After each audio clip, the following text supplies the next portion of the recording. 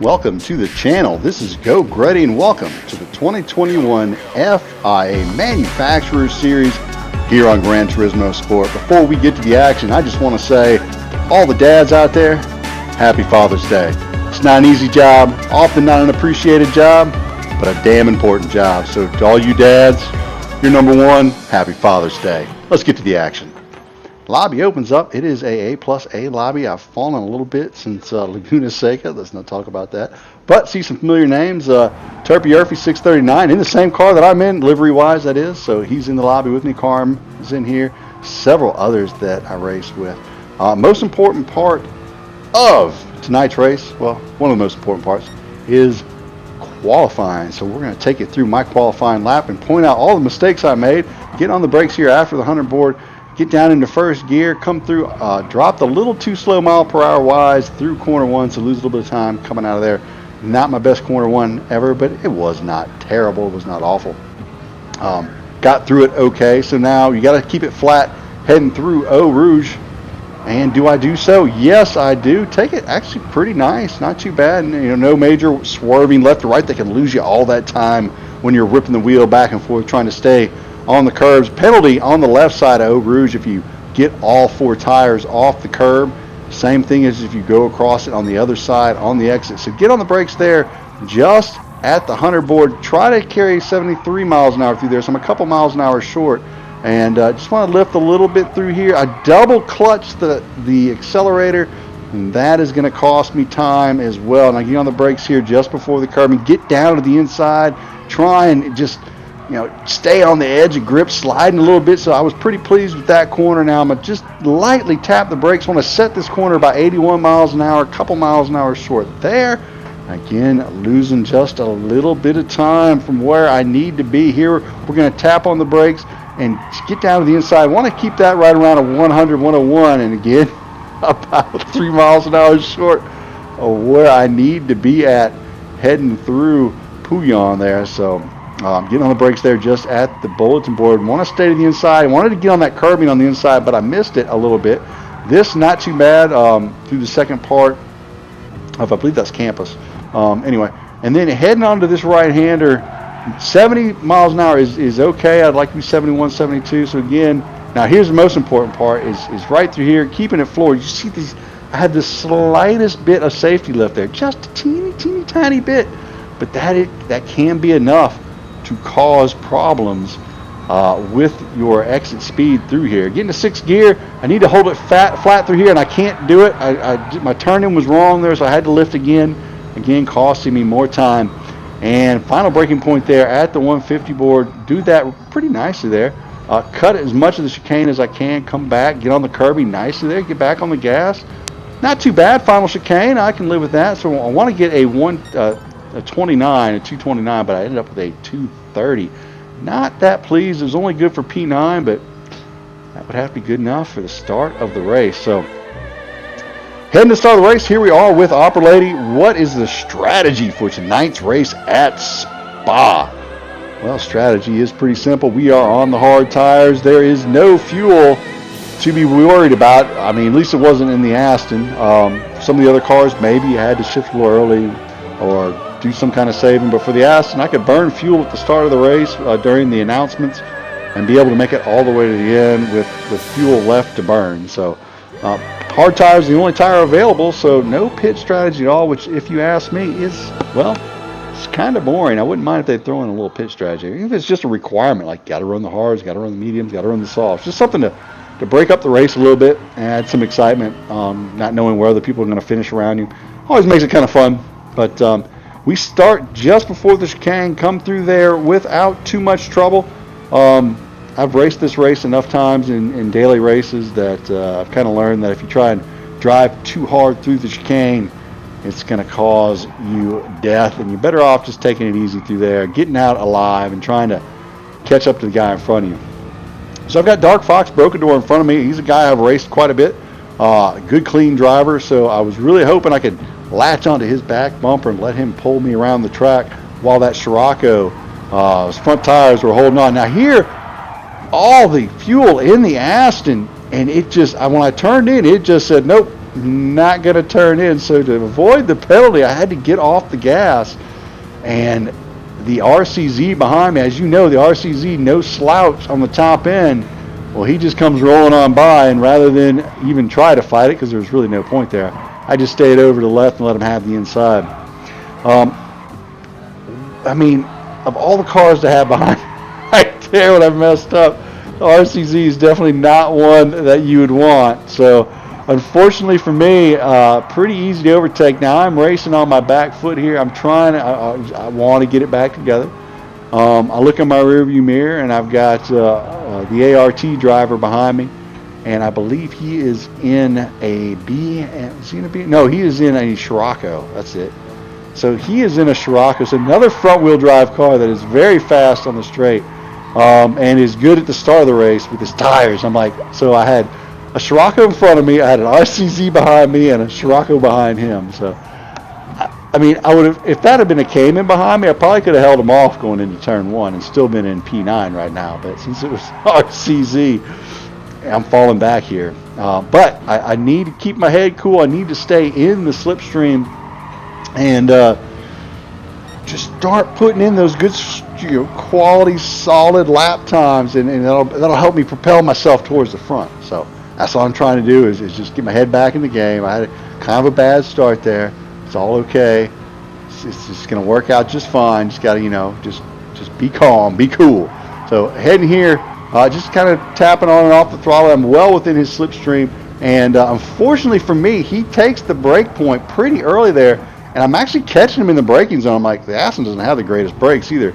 At least the Group 4 doesn't. And that allows the Scirocco to catch us from behind. Now, he had almost completely fallen back there, but he's right back in it now because the RCZ had a bad chicane. And then I thought the Scirocco was going to stay behind me, but he ends up diving down to the inside. So instead of cutting him off and taking the racing line on the inside, I unfortunately left the door wide open, and Adrian just comes on down the inside with that Scirocco. So I've really got to set this up here coming into Eau Rouge, stay in the slipstream, and I go wide on the entrance there, and I cross over. And when I saw the penalty come up, I lost my concentration, went outside of track limits again, and then hit the back of the Scirocco. Had I not done that through there, instead of taking the 1.5 second penalty, I could have possibly been passing him coming out of Eau Rouge. Huge mistake early in the race, and now I've got the BMW on my back bumper. Greddy, what are you doing? Absolutely horrible start to this race. A bad lap 1, followed by a worse lap 2, 1.5 second penalty to start it on the back foot, falling back a position already here at the beginning of the race, and looking like I may actually lose more if I don't get it together. Pull it together, Greddy. So now I'm actually starting to feel a little bit of the pressure. So fast forward here to the end of lap 2, heading down towards the final long straight at Spa, before the final chicane, the final bus stop chicane, and you can see I've got the BMW all over my rear end. He is just, he's locked on. He's smelling blood. He's seeing me fall back. He knows I'm struggling right here, and he's peeking around the outside. And I'm wondering if I should defend the inside line, but I decide not to because it doesn't look like he has a good enough run on me. He does not get on the brakes there. He stays behind me, heading into the chicane. So able to hold off the hard-charging BMW through the chicane. Get on the gas well here, heading down the straight, heading towards turn 1. He's not close enough to make a dive like the Scirocco did. He's about 4/10 back. So I'm going to brake a little late anyway just to be sure. Get down in there, get into the corner pretty good. Get back on the gas there in first gear. Probably could have taken second out of that corner. Maybe got the power down a little bit earlier. We've got the two front-wheel drive cars side by side. So I'm thinking, all right, I'm 1.4 seconds back. We're on lap 3. I'm feeling good about my lap times now. Look, I go flat through Eau Rouge here. So I come out, and I'm making up ground on these cars. I look in the rearview mirror. Okay, I have the BMW behind me. Now, if he bump drafts me here, I'm like, okay, we could possibly be in their slipstream maybe halfway through this lap. But as he comes up behind me, I'm thinking he's going to bump drive me. He turns and ends up going down the inside. I'm like, no, we almost had the slipstream of the two front-wheel drive cars. You could have just let me catch him first, and I could have drug you all the way, maybe past him. But anyway, all for naught. He sends it down the inside. I lose probably about a second in that corner, just because I was trying to outbrake him in there. Probably should just let him go. I was hoping he was going to brake a little early, but yeah, there was just no luck. It was a clean move. I was not expecting it. I just thought maybe we'd work together a little bit, but he was having none of it. No one seemed to want to work with me this race. But what you gonna do? So, lap 5. I have put my head down and I have caught back up to the 2 front-wheel drive cars and the BMWs. You see the BMW is looking he's looking really racy up there. He's really trying to, lick a stamp and send it somewhere in here. And he finally does into this right-hander, and I'm like, yes. Now they have both slowed down during that pass. That puts me in both their slipstream.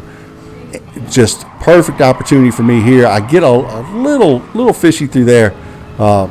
As I'm back in a slipstream. It's been so long since I've been in a slipstream, I almost forgot what it's like to drive in one. Oh, and you may have noticed my mic has changed. So earlier I had my headset mic on, and now I've got my regular Blue Yeti snowball mic on. So sound should be a little bit better for you. Sorry about that. Run, as you know, an extremely tight professional outfit here. So apologies about that. So heading down the chicane, I am going to brake as late as I can, get down on the curb because I really want to set up a nice exit to be sure that I'm all the way in the slipstream on the straight, because I think I can get past at least one of these on the straight after Eau Rouge, because I think that the front-wheel drive car is starting to struggle a little bit on his tires, and as he brakes just a hair early. I'm like, well, crap. Instead of hitting him wide through the corner, I sent it down the inside. Very strong move by myself, much stronger than what I would normally do. But in braking, the opportunity kind of presented itself, so I let it go. Now we're going side by side through Eau Rouge. I give him space on the outside, but he is unable to hold on. We did not touch. He was just unable to hold on to the track. And surprisingly, I found this very interesting. He did not get a penalty after he went wide there.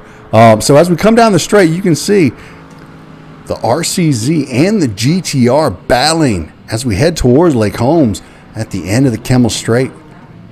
So as they go through there, it looks like the RCZ is able to hold off the BMW. So nicely done there.